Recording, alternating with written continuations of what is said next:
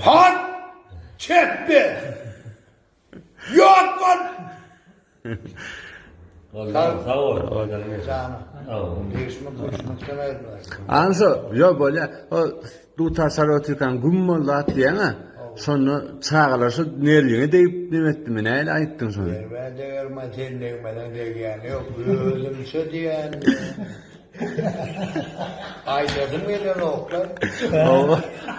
Gidelim gelen dedim. Doğru. Ne boğazım.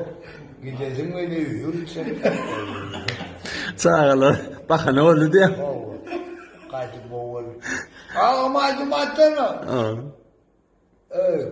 Kart oynayıp oturdum. Dinler mi de? Yok, şimdi dinler. Bir yer karlı otur.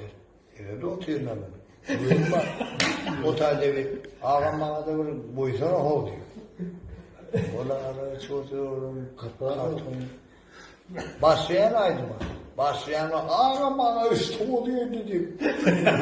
Aydım ya attan çıkıyor. Ben o küçülerden çıkarmalı orada kahar.